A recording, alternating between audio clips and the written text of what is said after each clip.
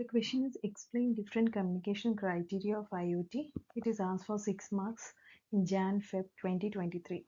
Okay, so it is asked for 6 marks. So let me give you first an overall idea of the different communication criteria of IoT. It consists of mainly 6 parts. So the first is going to be a range. Under the range, you have 3 different types. One is your short range, second is your medium, and the third one is your long range. Second criteria is the frequency bands. So under frequency bands, you have the licensed and the unlicensed band. Then power consumption. So either it can be power nodes or battery power nodes. Topology. Fourth one is your topology, and as topology you have star topology, peer-to-peer topology, and mesh topology. Constraint devices, we have 3 classes: class 0, class 1, and class 2. Okay, and constraint node network. Under constraint node network, we are going to study about 3 different parameters, that is data rate and throughput, latency and determinism, and overhead and payload. So these are the complete picture of your communication criteria. We have to write it for 6 marks. So when we write it, so we have to give an introduction here. So IoT devices and sensors must be connected to the network for their data to be utilized.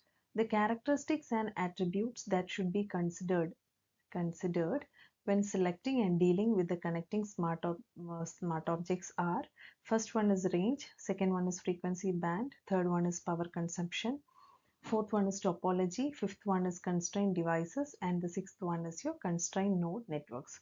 So these 6 points you are going to see it elaborately. So the first one is your range, right? Under communication criteria comes under the connecting smart objects topic. So the first one is your range. So what is meant by range? It defines how far does the signal need to be propagated. That is, what will be the area of coverage for a selected wireless technology. So now you have a figure which will give the 3 different types of ranges. One is your short range, medium range, and the long range. So short range you have Bluetooth technology. In the medium range mainly you have 802.15.4 and the different types, that is 802.15.4 GE Zigbee and 1901.2 PLC, which is nothing but your narrowband power line communication, and Wi-Fi. So Wi-Fi .ac, .ah and Wi-Fi .b, G and N. Whereas your long range will be consisting of 2G, 3G, 4G and 5G. So under short range, the classical wired example is your serial cable. Wireless short range technologies are often considered as an alternative to the serial cable, supporting tens of meters of maximum distance between the two devices. So tens of meters. Examples of the short range wireless technologies are, as we have seen in the diagram, it is IEEE 802.15.1, Bluetooth, IEEE 802.15.7, visible light communication, that is VLC. These short range communication methods are found in only a minority of IoT installations. So most is going to the second type, that is called as your medium range, in the range of tens of hundreds of meters. Okay, many specifications and implementations are available. The maximum distance is generally less than 1 mile between the two devices. So what are the examples? Examples are IEEE 802.11 Wi-Fi, IEEE 802.15.4 and 4G, that is wireless PAN, personal area network. Then wired technologies such as IEEE 802.3, that is your Ethernet. Then IEEE 1901.2. Now, narrowband power line communication, that's PLC, may also be classified as medium range depending on their physical media characteristics. So the third type is your long range, that is distances greater than 1 mile between the two devices require long range technologies. Some of the examples are cellular, that is 2G, 3G, 4G, and some applications of outdoor IEEE 802.11 Wi-Fi and low power wide area, that is LPWA technologies. Low power wide area communication have the ability to communicate over a large area without consuming much power. These technologies are therefore ideal for battery powered IoT sensors. They are found mostly in the industrial networks, IEEE 802.3 over optical fiber and IEEE 1901 broadband powerline communications are classified as long range but are not really considered as IoT access technologies. Moving on to the second parameter, that is your frequency bands. Okay, so under frequency band, the radio spectrum is regulated by countries and other organizations such as, so one is your ITU and the Federal Communication Commission, International Telecommunication Union ITU and FCC. These groups define the regulations and transmission requirements for various frequency bands. For example, portions of the spectrum are allocated to types of telecommunications such as radio, television, military, and so on. So focusing on, we can split into two different bands, that is focusing on IoT access technologies. The frequency bands leveraged by wireless communication are split between, one is your licensed and the other one is your unlicensed band. So first we'll see about your licensed band. Licensed spectrum is generally applicable for IoT long range access technologies and we have to subscribe to it. In order to utilize licensed spectrum, users must subscribe to services when connecting their IoT devices. Now, the ITU also has defined unlicensed spectrum for your ISM bands. So, what is ISM? Industrial, scientific, and medical portions of the radio bands. These frequencies are used in many communication technologies such as SRDs. What is that? Short range devices. Unlicensed means that no guarantees or protection are offered in ISM bands for the device communication. The three bands are, one is 2.4 ISM bands for IoT access are 2.4 gigahertz band as used by IEEE 802.11b bar G bar N Wi-Fi and IEEE 802.15.1 Bluetooth and IEEE 802.15.4 wireless personal area network. The unlicensed spectrum is usually simpler to deploy than licensed because it does not require a service provider. However, it can suffer from more interference because other devices may be competing for the same frequency in a specific area. The frequency of transmission directly impacts how a signal propagates and its practical maximum range. So moving on to the third parameter, that is your power consumption. It can be of two types. One is your power nodes with connected directly to the power source or battery powered nodes. A power node has a direct connection to a power source and communications are usually limited by the power consumption criteria. However, ease of deployment of power nodes is limited by the availability of the power source, which makes mobility more complex. It is opposite to that of your battery power nodes, right? Battery power nodes bring much more flexibility to IoT devices. These nodes are often classified by required lifetimes of their batteries. For battery powered nodes, IoT wireless access technologies must address the needs of low power consumption as well as the connectivity. Battery power nodes are often placed in sleep mode to preserve battery life when not transmitting. Wired IoT access technologies consisting of power nodes are not exempt from power optimization. The fourth parameter is called as your topology. So mainly it consists of three categories. One is your star topology, peer-to-peer topology and mesh topology. So among the access technologies available for connecting IoT devices, three main topology schemes are dominant. As I have mentioned, star, mesh and peer-to-peer. For long range and short range technologies, we use a star topology is prevalent. Star topologies utilize a single central base station or controller to allow communication with the endpoints, right? So what is your star topology? We have the diagram in the next slide. So this will be your star topology with a central base station or a controller. Peer-to-peer topologies allow any device to communicate with any other devices as long as they are in the range of each other. The disadvantage of sub-gigahertz frequency bands is their low rate of data delivery compared to high frequencies. Example, indoor Wi-Fi deployments are mostly a set of nodes forming a star topology around their access points, whereas outdoor Wi-Fi may consist of a mesh topology for the backbone of APs access points with nodes connecting to the APs in the star topology. So once we see the diagram, we'll be clear with this. IEEE 802.15.4, 802.15.4G, and even wired IEEE 1901.2A power line communications are generally deployed as mesh topology. Mesh topology requires the implementation of layer 2 forwarding protocol known as mesh under, that is, which is in the adaptation layer, and layer 3 forwarding protocol referred to as mesh over. Mesh over means it will be in the network layer, okay, on each intermediate node.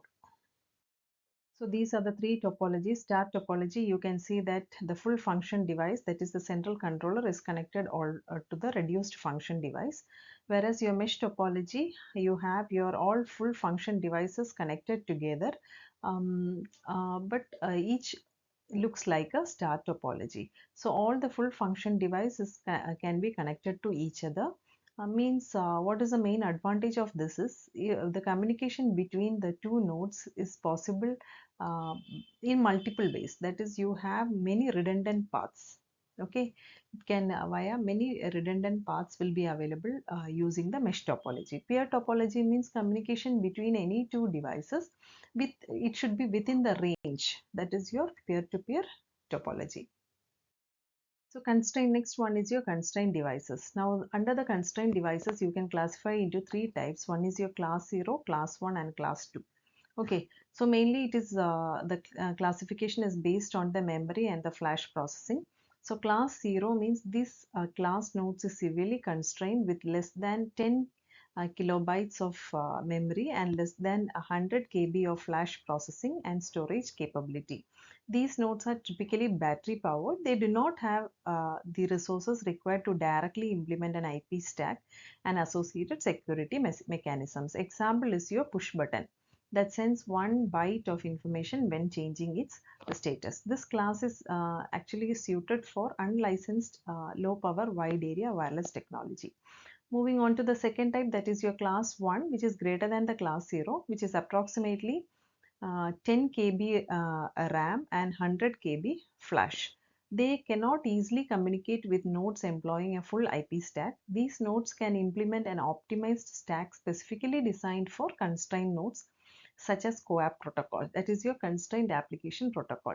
This allows class 1 nodes to engage in meaningful conversation with the network without the help of gateway and provide support for necessary security function.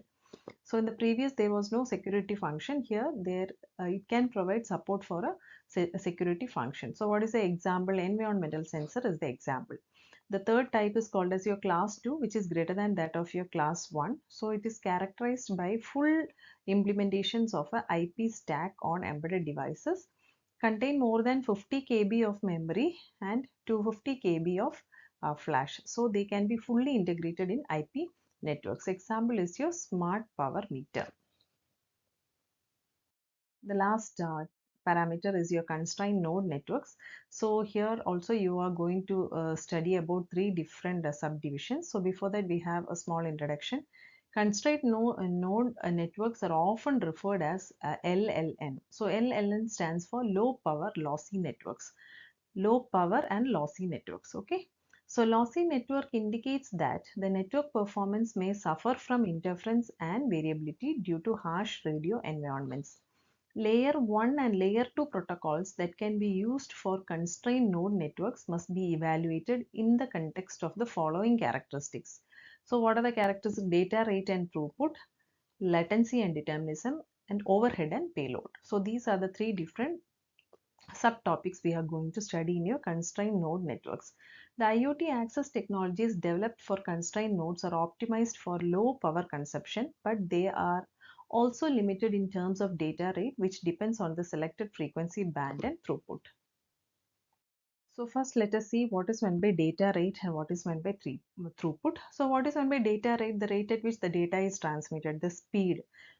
So what is the throughput? Throughput is nothing but the amount of data amount of data transmitted. Okay, so the first point is the data rates available from IoT access technologies range from 100 bps bits per second with protocols such as Sigfox to tens of megabits per second with technologies such as LTE and IEEE 802.11 AC.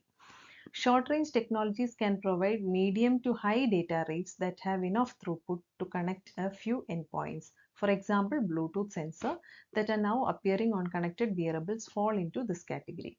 In this case, the solutions focus more on footprint and battery lifetime than on data rate. The IoT access technologies developed for constrained nodes are optimized for mainly low power consumption, but they are also limited in terms of data rate. Another characteristics of IoT device is that a majority of them initiate the communication. Upstream traffic toward an application server is usually more than downstream traffic from the application server. As so, no, in the IoT devices, always the sensor will be sending data to the server. So upstream traffic is always greater. Understanding this behavior also helps when deploying an IoT access technology such as cellular that is asymmetrical because the upstream bandwidth must be considered a key parameter for profiling the network capacity. So the next categorization is latency and determinism. So what is meant by latency? Latency, you know that it is the delay for transmitting the data, right? Delay in reception of the data. And what is determinism? Determinism is, it is nothing but the knowledge about when an instruction can be executed. So on constrained networks, latency may range from few milliseconds to seconds, and applications and protocol stacks must cope with these wide-ranging values. For example, UDP at the transport layer is strongly recommended for IP endpoints communicating over low power and lossy networks. The last one is your overhead and your payload. So what is meant by a payload? Imagine that it looks like a tempo. Okay, so this is going to be your payload. That is nothing but your actual data, okay, which your maybe truck or lorry is carrying, and this is nothing but your overhead. uh, Overhead, which may be your addresses, and your destination address, source address, so all those things are your overhead. Okay, so when considering constrained access network technologies, it is important to review the MAC payload size characteristics required by the applications. The minimum IP version 6 maximum transmission unit size is expected to be 1280 bytes. Therefore, the fragmentation of your IP version 6 payload has to be considered by link layer access protocols with smaller MTU. Example, the payload size of IEEE 802.15.4 is 127 bytes and requires an IP version 6 payload with a minimum MTU of 1280 bytes to be fragmented.